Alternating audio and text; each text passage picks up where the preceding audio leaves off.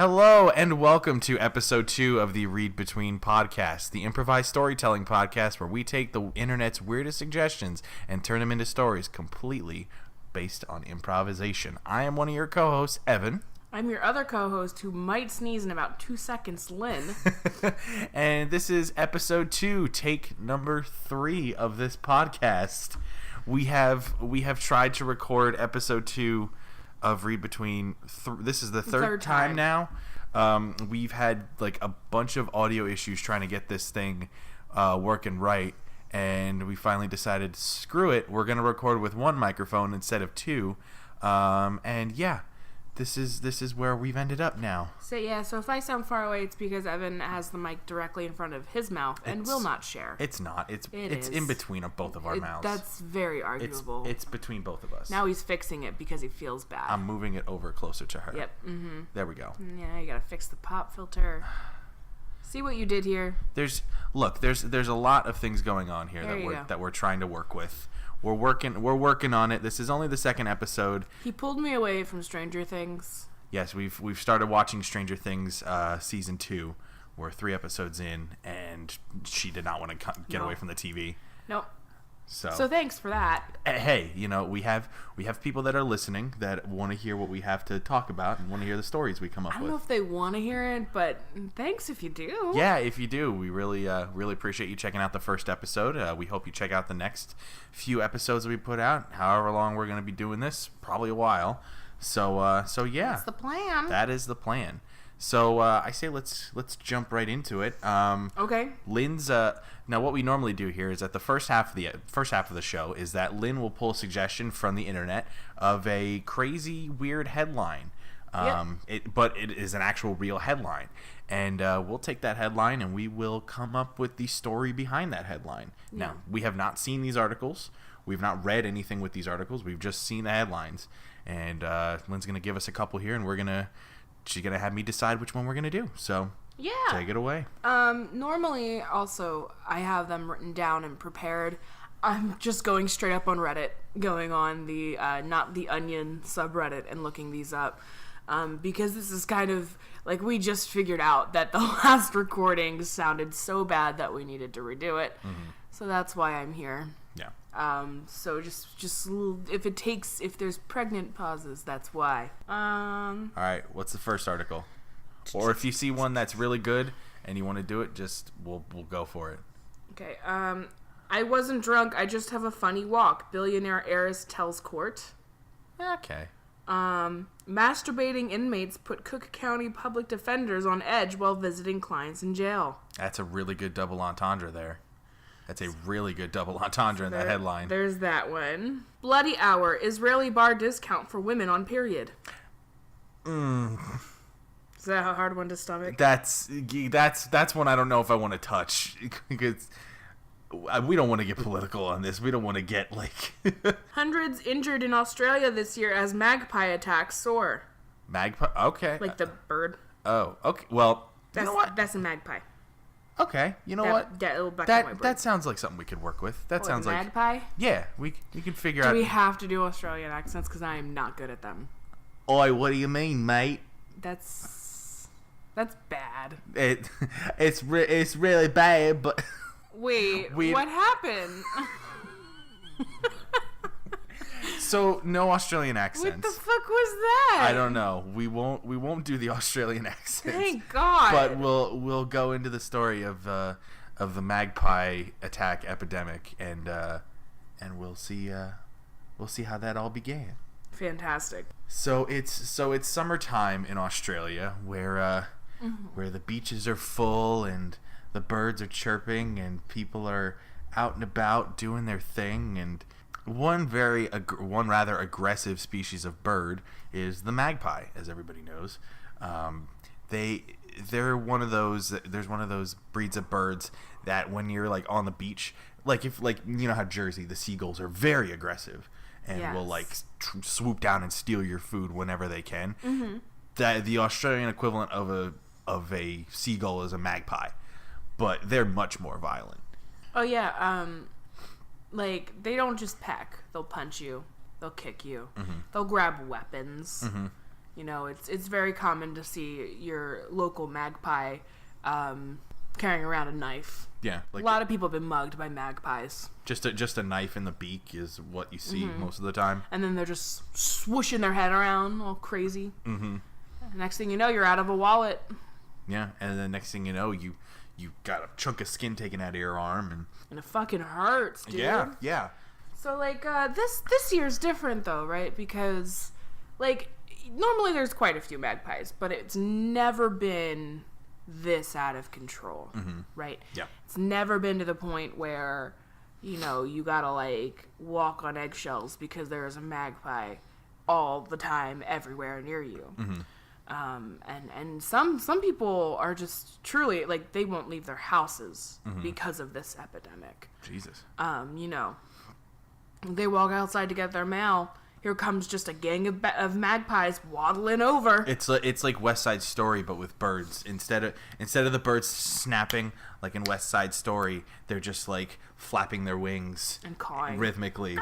I don't know what noise a magpie makes. Yeah, it's a really strange sound. More of like a. I don't know. That's maybe what they sound like. We're gonna go with that's what they sound like. Yeah, okay. Oh, that was nice in the feed. That blew out the microphone there. I'm gonna go deaf, dude. Hey, at least you're the one editing this podcast. Yeah, fuck you. So anyway, yeah, so people are just having these unexpected magpie attacks, like they within their own homes, you know. People are getting right on their doorstep. Right at their doorstep. People are quitting their jobs. It's crazy. Yeah, it's not being talked about, but Australia's unemployment rate has skyrocketed. Which is not good because Australia is also a super expensive place to live in. So it's like, fuck that economy. So there is one person though who decides that they're not afraid. They're not afraid of magpies. And his name is Stuart, the Survivor. He was on Survivor. Don't laugh at me. Yes, Stuart. Stuart was on Survivor season 17, I believe. Yeah. I didn't even know that was. Yeah. That Survivor's been around a long time. I've never watched Survivor. Yeah. But Stuart was on Survivor season 17, and he was known for fending off any wild creatures that would somehow end up on the island. So it made sense that this man was going to be the one that was going to take on the magpies. But he wasn't alone. He had a sidekick with him, and that was Maggie, the magpie mage. Mage? She was a mage. She knew magic? She knows magpie magic. She knows magpie that is such a specific field of magic. It's very specific. Yeah. Good for Maggie the magician, the magpie magician. It's very specific magic that's only used on magpies. Well, it's a good thing she lives in Australia then. Yeah. You know, like at least she doesn't go out of work. Yeah. You know. That is her job though. She does magic for children using magpies. And, that sounds like a horrible party. Well, it's like in Australia they don't have like party clowns like we do in the US that you hire. Oh, that's good, though. It's like magicians that use strange animals like magpies or so like koalas. All I'm picturing, right, is that she takes off her lovely top hat and shows the children her empty top hat. And then she like does a trick with it, whatever. I don't know, flips it in the air, taps it with her wand, whatever. Says abracadabra, mate. That's not how. What?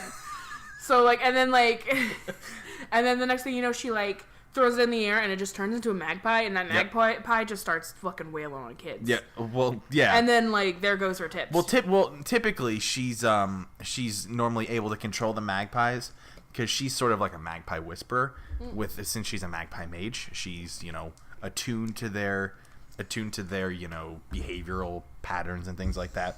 Okay. So for Stuart, that seemed like the perfect partner in Maggie. So how did they meet?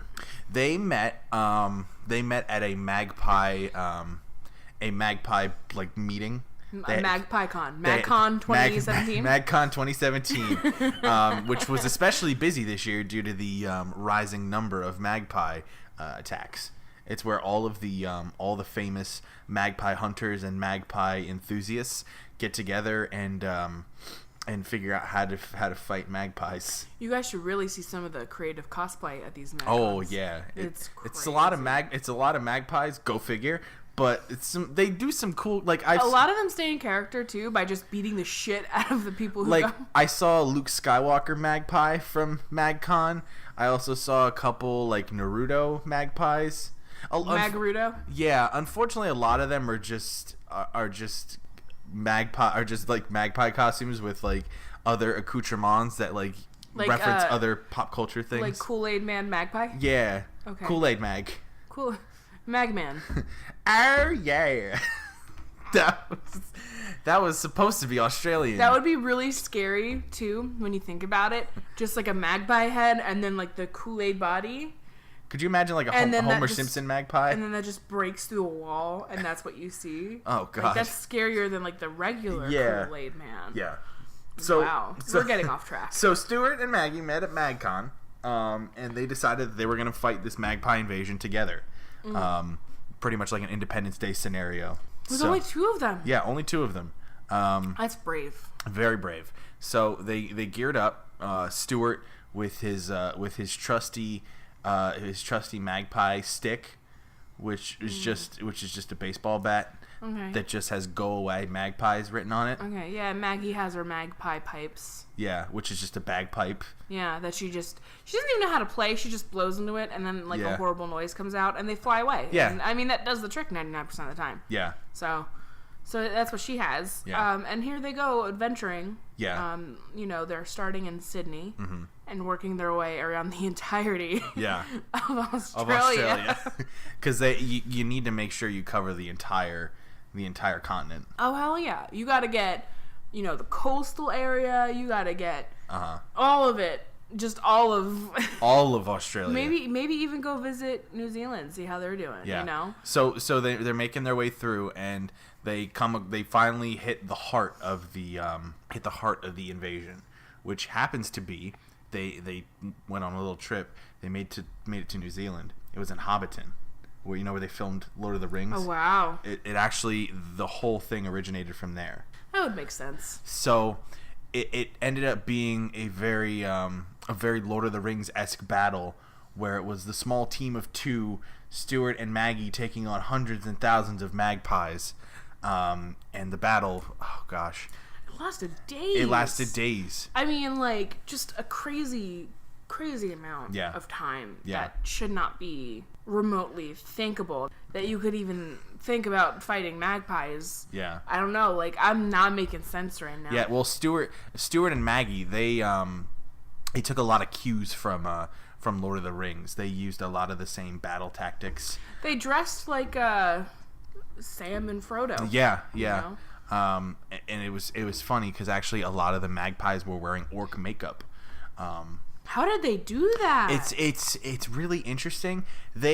When they're in groups like that, it's amazing what they can do, because they can just use their feathers in all sorts of weird ways to make all sorts of weird things, and one of them happens to be orc makeup that's movie accurate. Wow. So yeah, that's crazy. So their feathers are makeup brushes. Yes. So why don't they just give up the fighting and pursue the lovely industry of makeup? You see, there's already a makeup company called, or is it MAC or is it MAG? Am I wrong? Oh my god. Am I wrong? It's MAC. MAC. Okay. Well, they wanted to Jesus go. Christ. They wanted to go with MAG, but it was too close to MAC, and MAC already took the trademarks of anything A through G. So MAB, MAB, MAC, MAD, May, MAF, or MAG. So Maz, May. Yeah. Well, no, they only got A through G. Maw. They only got A through G. So why? They didn't have that much money. So they they don't have enough money? They didn't make enough last year. So this is so funny. Yeah. Tell me more. No, we have a story to finish. Oh, so maybe later. So after the orc magpie invasion, yes. Stuart and Maggie took out hundreds and thousands of magpies using just the baseball bat and the bagpipes. The bagpipes could be heard from from miles away, from counties away. There were a lot of noise complaints. There was a lot of noise complaints. But, like, none of the cops wanted to go check it out because they were like, I don't want to be pecked. It was more like, oh, I don't want to be pecked. That's not what it sounded like. I'm sure we're offending many people. We're not trying to. It's just... You're not trying to. I'm not trying to. But yeah, so the battle lasted 6 days, and at the end of the 6th day, Maggie and Stuart rose from the ashes of Hobbiton like phoenixes. And the whole country of Australia has made them their king and queen. New Zealand didn't care much. Didn't care much, though. They were like, we were your war zone. Yeah. That fucking sucks. Yeah, and now is Stuart and Maggie are now the proud owners of Australia. After they're the owners. Yes, there's no like the government of Australia. That's not a thing anymore. No, they crowned them the supreme rulers as they were able to defeat the Magpie Invasion. As such, that means that every Friday, everybody gathers around in every small nook and cranny of Australia to play their bagpipes. And watch Survivor. They've started on season 1 of Survivor. They're up to season 2 of Survivor after the last 2 weeks. They won't see Maggie for a while. Yeah. Not for a while. Yeah, not for a while. And that is the story of the Great Magpie Invasion of 2017. Man. That was a short story. That was a very short story. But one that I think people can learn a lot from. Yeah, don't move to Australia. Don't fuck magpies. Fuck magpies. Don't move to Australia. And Survivor is still around as a television show? Maybe? Question mark? Also, Evan cannot do accents? You can't either. I said from the get-go that I cannot do an Australian accent, and then you went, wait, let me do British real quick. And it was like, what? Okay, I guess it was more British. It was way more British. So still offensive. Still offensive, yes. Okay, well, with that out of the way, I think maybe we should take a break. Yeah, we'll take a break. Take a break, and we will come back with a new story that has been randomly generated from the internet. So yeah, stay tuned. We will be right back. Hey guys, Evan here. Just wanted to check in with y'all on our break here and let you know about some things going on here at Read Between headquarters. So yeah, this is episode number 2 that you're listening to, and we're really excited to keep this train moving. It's been fun recording and losing a couple episodes now, but we think we're back on track now, and we'll keep this release schedule going as we expect it to be. New episodes will be coming out every Monday at 9 a.m. Eastern Standard Time. They'll be available both on SoundCloud and YouTube, and we also did submit to iTunes as well, so hopefully that should be showing up on the iTunes store within a week or so. So make sure you check there for more information. Also, if you want to know more about the show, feel free to go to our Twitter page, which is @ReadBetweenCast. And also, if you have any ideas for stories, suggestions of story names, characters, basic ideas, or anything like that, feel free to shoot us an email. And our email is at readbetweencast@gmail.com. We're open to any and all suggestions, and also feel free to leave us any feedback. Shoot us an email there. Let us know what you thought of the show, what we can improve on. As we've said before, we're very new to the podcasting game, so any advice you guys can give us, anything you liked about the show you didn't like, that you want us to know about, we'd be more than happy to take some advice from. So yeah, I think that's pretty much it here on our end. So with that being said, let's go tell another story. And we are back. Yeah, we're back from break. That was a fun break, wasn't it? Yeah, I am nowhere near this mic. You're nowhere near the microphone. Come here, Mike. There we go. All right, that's better. So now in the second half of our show, I, Evan, am going to take this little website called FantasyNameGenerators.com, where they have a book name generator. It's got all different kinds of genres, and we're gonna spin the wheel a couple different genres and try to find some story names that we can do some stories off of. So yes. So let's start with spin of the humor category, and all right, so here is the first story title is criminal, and chicken. Oh boy. That's a good one. I really like the animal ones. That's a good one. The animal ones always make me very happy. All right, so that's the humor. So now we'll do romance. Okay. And spinning, hug of yesterday. Hug of yesterday. Hug of yesterday. Oh my goodness. Also in this spin was bathing in love. But I liked hug of yesterday better. But now you also gave me bathing in love. Okay, so now we'll go to the children's category, and we will spin there. Let's hope it's nothing creepy. Spinning. Rabbits and little dragons. Oh my god. Shit. There's some good ones. Rabbits and little dragons. Rabbits and little dragons. I like is what you're going rabbits with? and little dragons. All right. So now we present to you the story of rabbits and little dragons. In this little town called Hop On Over. Hop on over.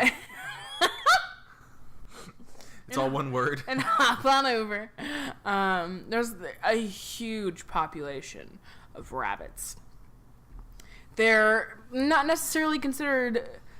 It's not that they're pests, but people definitely think that there's a problem. Let's put it that way, right? And just like an immense amount of rabbits. Nobody knows what to do with them. They don't want to eat them because they're cute. There's no such thing as gardens. Gardens do not exist. In Hop On Over? No, because the rabbits eat all of the vegetation and Hop On Over. So they just don't see the point. However, one day, a neighbor came out to go to their mail when they see a little white rabbit and some scaly friends following behind. And in Hop On Over, there's not a lot of animals besides rabbits. So you got rabbits and you got rats, which are just like rodent rabbits. Yeah, that makes sense. You got birds, which are just flying rabbits. Please explain to me how a bird is a flying rabbit. I don't know. That's how they describe all other animals as blank rabbits. As an adjective rabbit. Okay. So flying rabbits. Well, that would be verb rabbit. A verb rabbit. My bad. So there's verb and adjective rabbits. There's multiple rabbits. Okay. I think we've been over this. Yeah. Okay. And so they see the scale. It's not a rabbit. It's got scales. Has wings, but it's not a bird because a bird is a flying rabbit. Right. So it can't be either one of those, correct? So, so they don't know what it is. It makes a weird screeching noise. It goes a lot. Okay. And the rabbit doesn't seem to like mine. The rabbit's like chilling with this dragon, but the locals are not into it. They don't even know it's a dragon. They just know that it's scaly. It's like a tiny Drogon from Game of Thrones. Well, you say nobody in the town really knows. There's actually one person in the town of Hop On Over that's actually very curious about what they found in this little dragon, and that person is Professor Kinsington. Professor Kinsington. Professor Kinsington, yes. I can't say his name, but yes. Professor Kinsington is he's a doctor in Hop On Over. He's a doctor of animal studies. And unfortunately, due to where he's decided to live, there's not a whole lot of animals to be studying for him because especially when all of the animals are just some sort of rabbit. Yeah. So when he hears there's this new animal, he's very intrigued. He wants to find out what it is, and he wants to make sure that he can properly figure out what's going on and make the town of Hop On Over a little more aware of their surroundings. Yeah. So Doctor Kinsington, he's not the kind of doctor to kidnap those animals and observe them in an environment they're not familiar with. So he actually becomes a hermit. He decides to move into a little shack right where the dragons were first seen. And so he sees them only a handful of times, and it's not long enough. They're shy. It's not long enough for him to get a good assessment. For him to really even get a picture of them is so hard. He tries to lay out food for them, but they don't want vegetables. So he decides, okay, well, if they don't like veggies, maybe they'll like insects. He tries insects. Not their thing. Not their taste. Yeah. So it wasn't one night until, he decides, fuck this hermit bullshit. I'm going to go buy myself a steak and sear a nice steak over a fire. So he goes out, he gets a steak, he's searing it. But, like, the fire it's not hot enough to get the steak to a nice, medium well, as he doesn't like any of that red. And then all of a sudden, as the sweet, sweet aroma slowly wafted away from his campsite, the dragons start appearing. And they're sniffing the air, and all of a sudden, he sees their belly get, like, molten hot red, and they just start fucking throwing up fire on his fire pit, making the fire huge, and he could finally cook his steak. And the reason why they were throwing up fire is because they were so sick. They hadn't eaten in weeks. They were starving. The dragons were starving. Yeah, they didn't want to eat the bunnies. The bunnies were their friends. Yeah.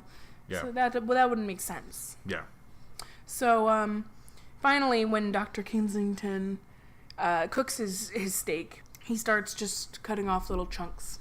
So every time he gives himself something, he gives something to the dragons, and before long, he's got about 4 dragons side by side laying with him by the fire, eating steak. And he goes around, he starts giving them names. Your name is Percy. Your name is Janice. You're Mike. And you're Davy. And you're Davy. You're the children I've never had. He doesn't even know, like, what gender they are. He just kind of named them and figured that'll come at a later date and time. So now at this point, now that he has 4 dragon children, he takes to the town of Hoppenover to show everybody his new animal friends. And while unfortunately the town of Hoppenover is not very welcoming to these new creatures, they actually shun Professor Kinsington whenever he tries to go into town to get some more meat. He goes to the butcher shop. The butcher kicks him out of the store and tells him, "I'm not feeding no father of dragons around here." Anytime he goes to pick up stuff for the other things for himself. For the other things? Not for the dragons, but for himself. He'll go to a clothing store.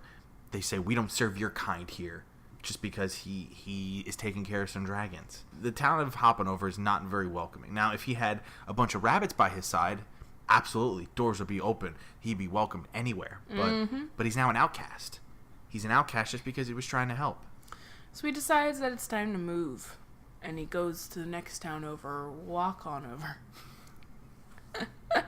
He goes to great town names, by the way. this sounds like this is the peak of my creativity. This sounds like England. It's not. It's my fucked up brain, but that's for another story, I suppose. So he goes over to walk on over, where there aren't any animals. It's just people with legs. just legs are walking around. It's just no torsos, no heads. It's just legs. That's their animals, right? So there's normal people with all of the limbs. And then there's legs. So can we back up for a second? Okay. And can I ask, how do the legs survive on their own? I mean, Are they don't need much. Obviously. How do they survive? Like, what's their nourishment? Nourishment? They don't need nourishment. They're legs. They don't have mouths. Do they nourish themselves by walking? Is that what it is? Yeah, they have to get in their daily amount of exercise, which is, like 15 miles a day. So do they wrap Fitbits around their ankles? And that's how they track No, that's a human thing. That's a human thing? Okay. Yeah, that's a human thing. Okay. To communicate, they just stomp. They stomp in Morse code. Okay. That makes sense. Obviously, their defensive attacks and offensive attacks just kick to the balls. Just kicks. They just kick a lot. Kick So, a bunch. Okay, so now that Dr. Kinsington has made it to walk on over, yeah. What's his next move? Well, he goes, okay, I need to find a pet shop. Looks all around for a pet shop. There's no pet shops. I said, the only animals in walk on over are legs. So does in walk on over is a pet shop just a shoe store? Yeah. that makes total sense. That makes total sense that a pet supply store would just be a shoe store. Yeah, and then what you do is you buy a pair of shoes, right? And you just find a pair of legs out in the wild, and you offer them the shoes. Okay. And if the legs walk over and put shoes on, that's your pet. So it's like a horse kind of thing. Well, a little bit. The legs choose you. You don't choose the legs. So it's like the sorting hat of legs. You mean more like the wand? More like the wand, I would say. Okay, interesting. Okay, so there's no pet store around. No, just shoe stores. So and when he brings them into the shoe store, they're like, "What the fuck is that? That has a head and it screeches. That's not something we know. It has wings. Yeah. We don't have any flying legs. We don't have shoes for flying legs." So unfortunately, he had to move yet again out of Walkonover, and it seemed like he had nowhere else to go. There was no other towns. But then he pulled out his map, and he looked, and he used his magnifying glass to look in real close. There's a small town about 100 miles north called Flyonover. Flyonover. Yes, which of course he has animals with wings. He figured that's the perfect place for me. So now by this point, his dragons are huge. They're the size of oh my god. They're the size of a Honda Civic at this point. He can fly them. He can fly them. So what else does he do? He flies on over to Flyonover. Yeah, that's what he does.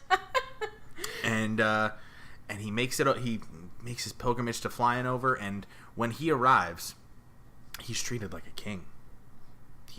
Oh my god, because dragons and Flyonover are gods. You don't see them every single day. They're a rarity because super rare. Yeah, there was stories in Flyonover of prophecy of the day when the new king would arrive, when the new ruler of the town would arrive, and that person would arrive on the back of a glorious dragon. A glorious steed. And here comes this doctor with not just one dragon. Four full-grown, healthy dragons. Yep. Janice, Mike, Davy, and Billy. No, Percy. I'm sorry. What the fuck is wrong with you? These are gods. I got 3 out of 4. That's 75%. God, you're going to hell. I'm going to Flyonover hell. You're going fly down over.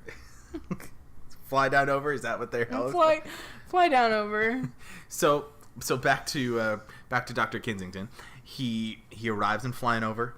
He fulfills the prophecy of their town, and he immediately is showered with adoration and respect. He's given the largest house in the town. All the meat he could ever want. All the steaks. Yep. And he finally was able to live happily ever after with his 4 dragons in peace. The end? Who knows? Maybe there'll be another town that he can fly on over to at some point in time. Oh my god. These were 2 kind of short stories. Yeah, these were we didn't go as in depth as last time. Yeah, it's been a weird week. I would say so because we recorded 2 fucking times. Yep. And my mic fucked up both times to the point that we were like, fuck it, we're just recording this on one mic. Yeah, we're recording on one mic and doing a quick episode here. Yeah, so sorry if it's not as long as the last one. I'm sure our next one will be once we have our setup a little better. Our setup easier and we're not scrambling to edit a video the night or a podcast the night before it's supposed to come out. Yeah. So yeah, hopefully next week won't be so short.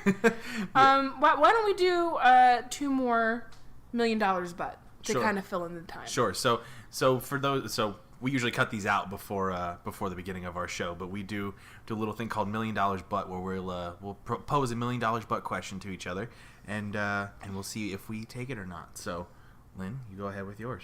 Okay, $1 million, but your hands turn into fireballs, so you can't hold your money. Ooh. Or like a credit card or anything. And what if? And then if you have a child, you can't hold your child. Nah. That child's gonna have to learn about space and bubbles. That's gonna be a no for me. It's a no for you? That's a no for me. That'd be a no for me, too. That's a no for me. That sounds warm. Yeah. I feel like you could never go to bed. Yeah, you like, can't, because you can't everything would be on fire. You can't lay your hands under your head because it's ow, ow, ow. And, like, your sheets would get caught on fire. Yep. Yeah, it's... Just sounds expensive. Yeah. So that's a no for me. Okay, how about... I got another one. I'll do an extra one. Well, no, I want to do mine. Okay, and then I'll do my extra one. Or no, you do 2, and then I'll do 2 next week. So. Oh, okay, we can do it like that. Let's do that. $1 million, but for the rest of your life, you're eating kibble. Oh, like dog kibble or just like cereal? No. Like dog, like pet kibble. Oh, I don't. But like but in retrospect, you could either have like the gross shit or like the high end quality stuff that like we give our cats. Like you could have lamb and blueberry. Well, I've never kibble. tasted it, so I don't know what it tastes. Well, it's right behind you. Give it a lick.